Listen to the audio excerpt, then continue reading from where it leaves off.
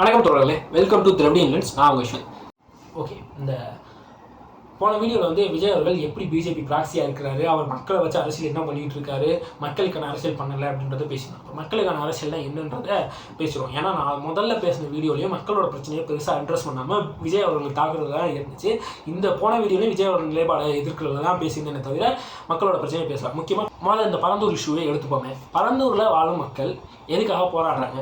அவங்க தங்கள் தலைமுறைக்காக சேர்த்து வச்சிருந்த சொத்து. ஏன்னா ஒரு வீடோ ஒரு நிலமோ எனக்கான விஷயமா நான் சேர்த்து வைக்க மாட்டேன், எனக்கான விஷயமா வாங்கி வைக்க மாட்டேன். நான் இதை வாங்கிட்டேன்னா என் பிள்ளைக்கு யூஸ் ஆகும், என் பேரனுக்கு யூஸ் ஆகும் அப்படின்ற ஒரு ஸ்டேஜுக்கு போய் என்கிட்ட பறிக்கப்படுறது ரொம்ப சாதாரணமாக அதை விட்டு போக முடியாது. ஏன்னா ஒரு சொந்த வீடு வாங்குறது எந்த அளவுக்கு முக்கியம் அப்படின்றது நம்ம இந்திய சமூகத்தில் அது பல ஒடுக்குமுறைகளையும் தாண்டி ஒரு வீடு வாங்குறது எனக்கு இங்கே ஒரு பெரிய ப்ரிவிலேஜ் அப்படின்ற ஒரு இடத்துல இருக்கிறத நம்மகிட்ட பறிக்கும் போது அது எந்த மாதிரி ஒரு இழப்பீடு கொடுத்தாலும் அது சமன்பட போகிறது கிடையாது.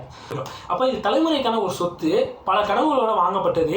திடீர்னு ஒரு அரசாங்கம் எவனோ ஒருத்தன் பயன்படுத்துறதுக்கு, அதாவது அங்கே இருக்கிற மக்கள் யாருமே அந்த ஃப்ளைட் வேணும், ஏர்போர்ட் வேணும், நான் ஏர்போர்ட்டை பயன்படுத்த போகிறேன் அப்படின்ற ஒரு நினப்பில் அங்கே வீடு வாங்க மாட்டாங்க.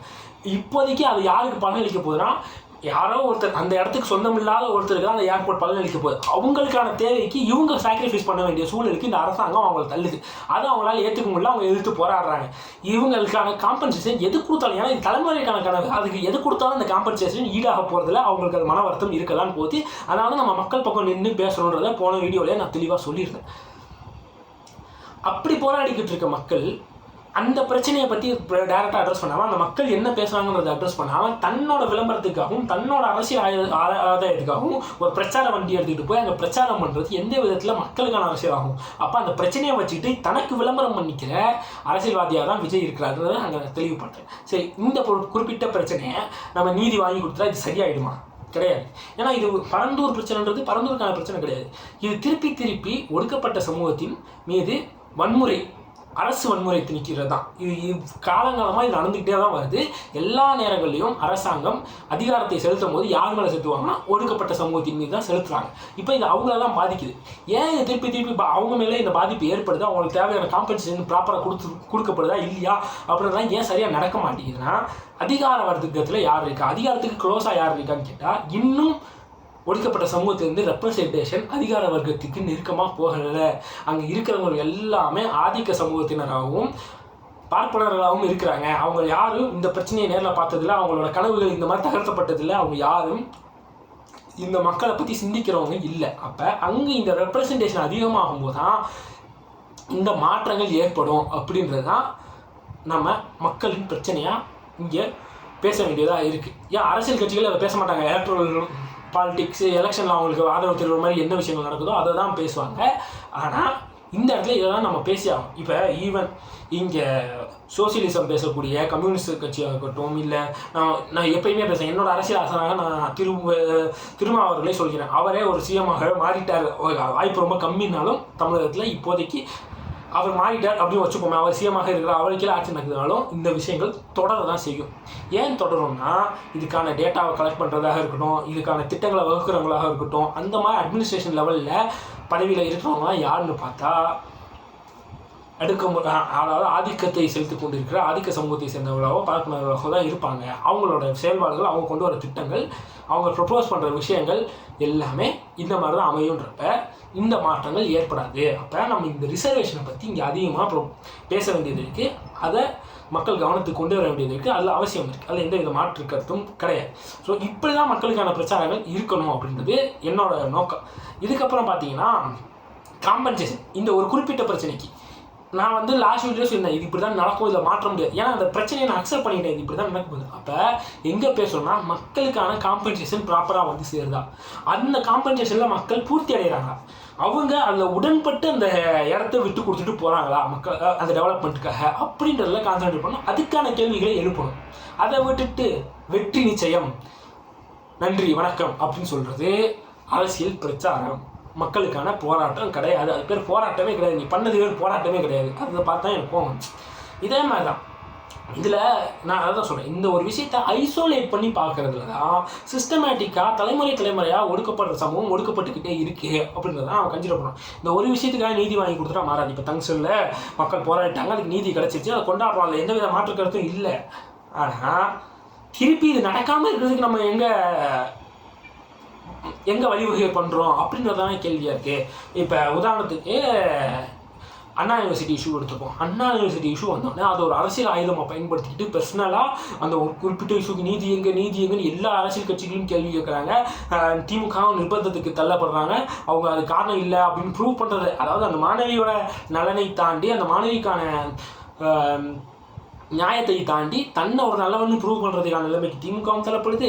திமுக மோசமான கட்சி, திமுக ஆட்சி மோசமான கட்சி அப்படின்னு ஃப்ரேம் பண்ணுறதுக்காக இப்போ எதிர்கட்சிகளும் அதை பண்ணுறாங்க. யாருமே அந்த பெண்ணின் நலனை குறித்து சிந்திக்கவே இல்லை. அந்த இன்சிடெண்ட்டில் அந்த பொண்ணு எந்த விஷயங்களும் கோத்ரூ பண்ணாங்க அண்ட் அதுக்கப்புறம் அந்த காலேஜ் என்ன பண்ணுச்சு, இதுக்கு சமுதாய ரீதியாக சிஸ்டமேட்டிக்காக எந்த மாதிரி மாற்றங்களை மாற்றணும், எதை எஜுகேட் பண்ணணும் அப்படின்றத பற்றி யாருமே பேசுறீங்க. அதுதான் விஜய் அவர்களும் பண்ணார். இப்போ இந்த விஷயத்தில் சிஸ்டமேட்டிக்கான ஒரு சேஞ்ச் வரணும் அப்படின்றதுக்காக தண்டனைகளை கடுமையாகினாங்க டிஎம்கே. அது ரொம்பவே பாராட்டக்கூடிய ஒரு விஷயம். அதில் எனக்கு எந்த விதமாக ரொம்பவே பாராட்டக்கூடிய விஷயம். ஆனால் அது மட்டும் போதுமா அப்படின்ற கேள்வி இருக்குது. அதை நம்ம லேட்டராக டிஸ்கஸ் பண்ணுவோம். இதுதான் இப்போ நான் சொன்னேன் இல்லையா, மாற்றத்திற்கான பாலிசிஸ். அதில் ஒரு முக்கியமான பாலிசி ஸ்டாக்கிங் கிரைமாக கன்சிடர் பண்ணது ஒரு முக்கியமான பாலிசி. அதுக்கு தண்டனைகள் 5 வருடம் அப்படின்னு கன்சிடர் பண்ணது ரொம்ப கரெக்டான ஒரு திருத்தம். ஏன்னா இங்கே இருக்க ஸ்டாக்கிங்கால் எத்தனை பெண்கள் பாதிக்கப்படுறாங்க, மனதளவில் அவங்களோட அவங்க மனதளவில் பாதிக்கப்படுறாங்க, அவங்க வேலை பாதிக்கப்படுது, கல்வி பாதிக்கப்படுதுன்னு இப்படி பல இன்சிடென்ட்ஸில் பல பிரச்சனைகளை அவங்க ரெகுலராக சந்திச்சுட்டு இருக்காங்க. ஸோ இந்த ஸ்டாக்கிங் ஒரு கிரைமாக கன்சிடர் பண்ணி அதுக்கு 5 வருஷம் தண்டனைன்னு கொடுத்தது ரொம்ப பாராட்டத்தக்க விஷயம். இதுதான் அந்த சொசைட்டிக்கு சேஞ்சுக்கான ஒரு பாலிசி. ஆனால் இதில் என்ன போதாமை அப்படின்னு பார்த்தீங்கன்னா, எஜுகேஷன் வயசில் இதை எங்கே சேஞ்ச் கொண்டு வரோம். அதாவது வளரும் பிள்ளைகள் சின்ன வயசுலேருந்தே இதை புரிஞ்சுக்கிட்டு அதில் ஒரு தெளிவு பெற்று வந்தால் தான் வளர்ந்த பிறகு இந்த தண்டனைகளுக்கு அஞ்சாமல் இல்லை, தண்டனைகள் இருந்தாலும் அது அஞ்சாமல் அந்த தவறுகளை பண்ணுறவன் பண்ணிட்டே தான் இருப்பான். எவ்வளோ தண்டனைகள், கடுமையான தண்டனைகள் கொடுக்கப்பட்டாலும் பெண்களுக்கு எதிரான குற்றங்கள் எல்லா இடத்துலையும் நடந்துக்கிட்டு தான் இருக்குது. மரண தண்டனைகள் இவ்வளோ மோசமான மரண தண்டனைகள் இருக்கிற அது என்ன மிடில் ஈஸ்டர்ன் கண்ட்ரீஸில் வருஷம் மரண தண்டனைகள் அதிகமாக்கப்படுதே தவிர எங்கேயுமே குறைக்கப்படல. அப்போ குற்றங்கள் அதிகரிக்குது. மரண தண்டனைகளால் குற்றங்கள் குறையாதான் இல்லை அப்படின்றது அங்கேயே ப்ரூவ் ஆகுது. ஸோ கல்வி ரீதியான மாற்றங்களை நம்ம கொண்டு வரும்போது தான் அந்த சமூக ரீதியான மாற்றங்கள் ஏற்படும். அதுக்கான பாலிசியையும் அதுக்கான டெவலப்மெண்ட்டையும் இந்த கவர்மெண்ட் கொண்டு வரணும். அதை பற்றி பிரச்சாரம் பண்ண வேண்டியது அவசியம். அதுதான் மக்களுக்கான பிரச்சாரம் அப்படின்ற, அதுதான் மக்களுக்கான அரசியல், அதுதான் மக்கள் நலன் சார்ந்த அரசியல். அதை பற்றி நம்ம பேச வேண்டிய அவசியம் இருக்குது. அது இங்கே நிறைய பேர் பேசுறது கிடையாது. இது இன்ஃபேக்ட் சொல்லப்போனால் அதில் சில பிரச்சனைகள் இருக்குது அப்படின்பாங்க. ஆனால் பாலின சமத்துவ கல்வி ரொம்ப அவசியமானது. அதுக்கு சிலபஸ் ரீதியாக மாற்ற முடியறதுக்கான அவகாசங்கள் நிறைய ஆகலாம். ஆனால் உடனடியாக மாற்றுறதுக்கு இங்கே ஸ்பெஷல் கிளாஸஸ் எல்லா ஸ்கூல்லேயும் இருக்கும். ஒரு வாரத்துக்கு 3 நாளோ 4 நாளோ எல்லா கவர்மெண்ட் ஸ்கூல்லையும் இருக்கும்.